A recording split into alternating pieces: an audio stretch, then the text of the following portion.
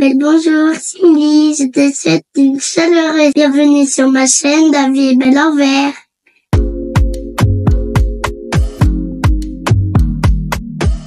Je vais publier une série de vidéos intitulée « Mes indispensables » concernant la culture et l'entretien de mes plantes en intérieur. Et pour commencer cette série concernant mes indispensables, je vais vous parler des insecticides que j'utilise pour neutraliser les insecticides qui se sont installés sur mes plantes chez moi. Petit disclaimer. Je sais qu'il existe la lutte biologique avec les nématodes et les insectes bénéfiques pour les plantes, mais ça ne m'intéresse pas. Voilà. Je trouve cela coûteux, en tous les cas trop coûteux pour mon budget, puisque déjà c'est du vivant et en général le vivant ça coûte cher. C'est un traitement qu'il faut renouveler. Il suffirait qu'on ait une collection de plantes assez conséquente. Je trouve cela très long, trop long, puisque moi j'ai besoin d'une action rapide et efficace. Il semblerait que ça prenne du temps pour en venir à bout des nuisibles. En plus, renouveler le traitement selon le cycle d'installation des nuisibles. Enfin, j'ai pas envie d'avoir les petites bêtes qui grouillent chez moi. Aussi bénéfiques soient-elles pour les plantes, je n'en ai pas envie. Voilà. En soi, c'est un choix et chacun est bien libre de faire ce qu'il a envie chez soi. Donc dernièrement, je vous ai consacré une vidéo concernant des nuisibles qui se sont installés chez moi. J'ai eu des thrips, des cochenilles farineuses, des acariens et des moucherons de terreau. Pour ceux qui ne connaissent pas ces nuisibles, je vais vous en faire une brève explication, mais hashtag Google est votre ami. Alors les tripes, ce sont les espèces de petites bêtes volantes qui sortent souvent durant les tempêtes, les orages. On appelle ça des bêtes d'orage d'ailleurs. Elles sont toutes petites, toutes fines, toutes noires. Il y en a toujours beaucoup, on les trouve aussi en rebord des fenêtres. Et vous savez, quand vous portez des vêtements blancs à l'extérieur, des fois vous les voyez sur vos vêtements. Ben, c'est ça des tripes. Et ces tripes s'attaquent à nos plantes d'intérieur. Souvent on les ramène de jardinerie, comme la plupart des nuisibles principalement. Pour les cochenilles farineuses, ce sont les petites bêtes blanches qui sont souvent en masse sur les plantes, sur les tiges. Des fois, elles sont cachées à l'intérieur des feuilles. Elles ont un aspect assez cotonneux, assez farineux. Et les acariens, ce sont des toutes petites bêtes minuscules qu'on trouve derrière les feuilles des plantes, donc on les repère avec des petites toiles. Et les moucherons de terreau, ce sont des petits moucherons qu'on rapporte de jardinerie, qui se trouvent en jardinerie dans le substrat ou dans les sacs de terreau qu'on rapporte à la maison. Et donc, quand on rempote, les moucherons s'installent. C'est très désagréable et vous vous en rendez compte quand vous voyez que vous avez 1, 2, 3 moucherons, puis souvent des petits moucherons qui virevoltent chez vous. Ce sont les moucherons de terreau. Ils sont très gênants. Voilà. Le cycle de vie de ces nuisibles, pour la plupart, vous avez l'adulte qui va pondre des œufs par dizaines, voire plus. Donc, dans le substrat, sur les feuilles, les œufs vont devenir des larves, les larves vont devenir des prépupes, les prépupes vont devenir des pupes, et des pupes vont devenir des adultes, et ainsi de suite. Et le cycle se répète. Et en fait, ce cycle, il faut le casser. D'accord? C'est-à-dire, non seulement il faut s'attaquer aux adultes pour ne plus qu'ils aient la possibilité de pondre des œufs, mais il faut aussi s'attaquer aux larves, qui vont devenir des adultes.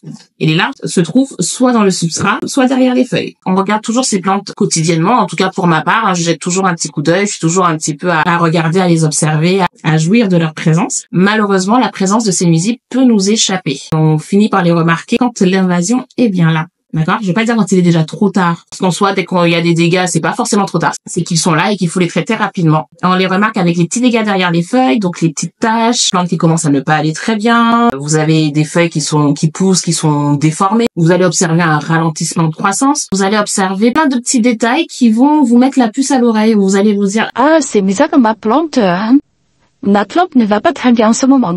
Avant de commencer à la dépoter, d'aller déranger les racines, etc., il faudrait déjà commencer par regarder derrière les feuilles, regarder dans le substrat, et vous verrez si éventuellement il y a des dégâts. S'il n'y a pas de dégâts, c'est que le problème vient peut-être des racines qui sont en train de pourrir, ou un problème de culture, tout simplement. Un problème de culture, un problème d'entretien, d'arrosage, ou quoi qu'est-ce. Mais bon, on ne va pas s'éloigner du sujet.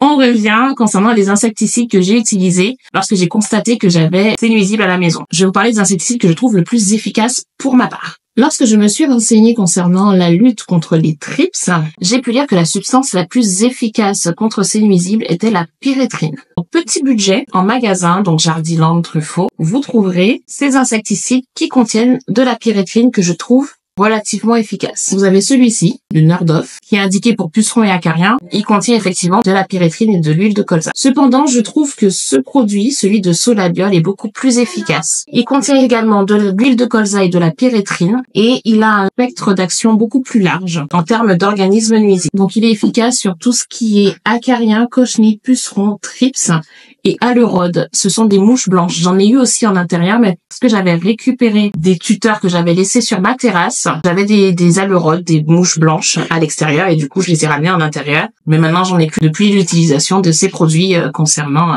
ma lutte contre les nuisibles. Donc, en termes de budget et produits efficaces, je vous conseille celui-ci, celui de Solabiol. Je l'ai utilisé directement dès que j'ai su que j'avais des trips. En termes d'insecticides rapides, efficaces et puissants, vous avez l'insecticide Choc que j'ai acheté à Jardiland. En fait, ce produit, c'est de la pyréthrine pure avec de l'huile de colza. Donc là, c'est vous qui faites le mélange et ensuite qui vaporisez vos plantes. Il est efficace sur tous les nuisibles que j'ai précités, donc sous leur forme adulte, ainsi que les larves et les œufs. Ah oui.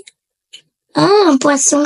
Aussi, j'ai commandé sur internet cet insecticide, le KB Multisect, qui est extrêmement efficace. Après avoir utilisé mes insecticides de magasin, j'ai utilisé celui-ci. Je le trouve extrêmement efficace. Vraiment. En fait, il a la particularité d'être absorbé par la sève de la plante lorsque vous pulvérisez. La plante l'absorbe et lorsqu'elle va être piquée par les nuisibles, ceux-ci vont être contaminés par cette substance et donc entraîner leur destruction. Et cet insecticide reste actif pendant 3 à 4 semaines. Enfin, concernant essentiellement les moucherons de terreau, je vous conseille ce produit, le Décamp Radical, qu'on trouve chez Jardiland et Truffaut. J'ai fait une vidéo concernant ce produit, je vous le mets en i d'information et en barre de description. Alors moi, c'est ce produit qui m'a sauvé de mon infestation de moucherons de terreau, avec lesquels j'ai lutté pendant près de 2 ans, si ce n'est pas plus. Je n'en pouvais plus. Avec les stickers jaunes, tout cracra, rempli de moucherons et esthétiquement parlant, c'était pas le top. C'était horrible. Vraiment, je n'en pouvais plus. J'en arrivais même à un point de me dire... Je vais me débarrasser de mes plantes. Bon, quand même pas, mais ça aurait pu. Enfin bon, ce produit m'a sauvé et je le trouve extrêmement efficace. Et moi, je l'utilise en vaporisant donc les pots et ma plante et également la surface du substrat afin qu'il ait une action sur les pupes qui sont à la surface. Je le fais régulièrement à la maison parce que j'ai toujours 1 ou 2 petits moucherons qui volent par-ci par-là puisque je ramène les plantes de magasin, donc je ramène les plantes avec des nuisibles. Donc j'en ai toujours régulièrement, mais avec ce produit, je maîtrise l'infestation. Donc, dès que je vois 1 ou 2 moucherons, hop, je pchit et il est extrêmement efficace. Donc, celui-ci, vraiment, je le recommande si vous êtes infesté par les moucherons de terreau et que vous ne savez plus comment vous en sortir. Il a une action rapide et efficace. Nota bene, lorsque vous vous rendez compte que vous avez des nuisibles, il faut toujours, dans un premier temps, doucher vos plantes. C'est indispensable afin d'éliminer un maximum de nuisibles en surface et ensuite traiter la plante. Ensuite, faire des vérifications tous les jours, quotidiennes en cas d'infestation et éliminer à la mano tous les adultes que vous pourrez voir. Les adultes, les œufs, vous éliminez, vous enlevez, notamment pour les cochenilles parce que il en sort toujours régulièrement. Et en procédant ainsi, vous arriverez au bout de votre lutte contre les nuisibles. Et par la suite, avec l'expérience, vous arriverez à maîtriser les infestations et à les neutraliser.